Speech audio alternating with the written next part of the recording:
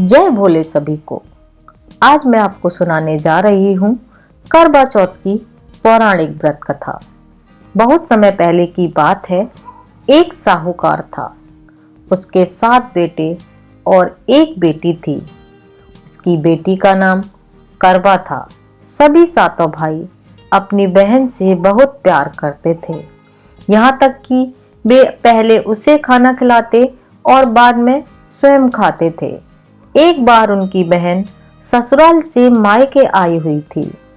शाम को भाई जब अपना व्यवसाय बंद करके घर आए तो उन्होंने देखा कि उनकी बहन बहुत व्याकुल थी। सभी भाई खाना खाने बैठे और अपनी बहन से भी खाना खाने का आग्रह करने लगे, लेकिन बहन ने बताया कि आज उसका करवा चौथ का निर्जला व्रत है और वह खाना सिर्फ चंद्रमा को देखकर उसे अर्घ देकर ही खा सकती है और चंद्रमा अभी तक नहीं निकला है, इसलिए वह भूख और प्यास से व्याकुल हो उठी है।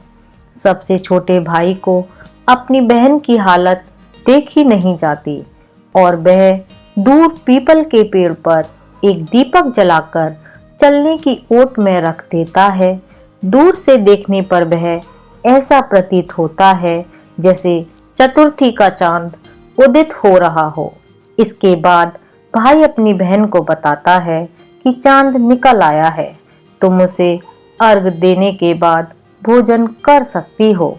बहन खुशी के मारे सीढ़ियों पर चढ़कर चांद को देखती है, उसे अर्घ देकर खाना खाने बैठ जाती है।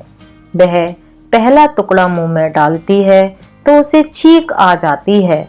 दूसरा टुकड़ा डालती है तो उसके खाने में बाल निकल आता है और जैसे ही तीसरा टुकड़ा मुंह में डालने की कोशिश करती है तो उसके पति की मृत्यु का समाचार उसे मिलता है।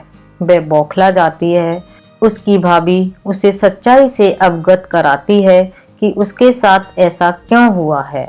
करवा चौथ का व्रत गलत तरीके से टूटने के कारण देवता उससे नाराज हो गए हैं, सो उन्होंने ऐसा किया है।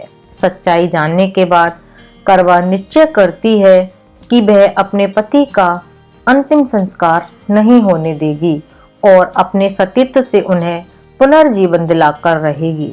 वह पूरे 1 साल तक अपने पति के सबके साथ बैठी रहती है, उसकी देखभाल करती है। उसके ऊपर उगने वाली सुई नमा घास को वह एकत्रित करती जाती है। 1 साल बाद फिर करवा चौथ का दिन आता है। उसकी सभी भाभियां करवा चौथ का व्रत रखती हैं। जब भाभियां उससे आशीर्वाद लेने आती हैं तो वह प्रत्येक भाभी से यम सुई ले लो, पीएस सुई दे दो, मुझे भी अपनी जैसी सुहागिन बना दो, ऐसा आग्रह करती है। लेकिन हर बार भाभी उसे अगली भाभी से आग्रह करने का कहकर चली जाती है। इस प्रकार जब 6 नंबर की भाभी आती है तो करवा उससे भी यही बात दोहराती है। यह भाभी उसे बताती है कि छोटे भाई की वजह से उसका व्रत टूटा था, अतः उसकी पत्नी में ही शक्ति है कि वह तुम्हारे पति को दोबारा जीवित कर सकती है। इसलिए जब वह आए तो तुम उसे पकड़ लेना और जब तक वह तुम्हारे पति को जिंदा ना कर दे उसे मत छोड़ना। ऐसा कहकर वह चली जाती है। सबसे अंत में छोटी भाभी आती है। करवा उनसे भी सुहागिन बनने का आग्रह करती है, लेकिन वह टालम टोली करने लगती है। इसे देखकर करवा उन्हें जोर से पकड़ लेती है और अपने सुहाग को जिंदा करने के लिए कहती है। भाभी उससे छुड़ाने के लिए नोचती है, खसोटती है, लेकिन करवा नहीं छोड़ती। अंत में उसकी तपस्या को देखकर भाभी पसीज जाती है और अपनी छोटी उंगली को चीरकर उसमें से अमृत उसके पति के मुंह में डाल देती है। करवा का पति तुरंत श्री गणेश कहता हुआ उठ बैठता है। इस प्रकार प्रभु कृपा से उसकी छोटी भाभी के माध्यम से करवा को अपना सुहाग वापस मिल जाता है। हे श्री गणेश, माँ गौरी, जिस प्रकार करवा को चिर सुहागन का वरदान आपसे मिला है वैसे ही सब सुहागिनों को मिले। मैं उम्मीद करती हूँ कि आपको ये जानकारी अच्छी लगी होगी। अच्छी लगी हो तो कमेंट करके जरूर बताना और अपने फ्रेंड्स और फैमिली मेंबर्स के साथ शेयर भी करना और मेरे चैनल को सब्सक्राइब करना मत भूलना। मिलती हूँ फिर एक नई जानकारी के साथ, तब तक के लिए जय भोले।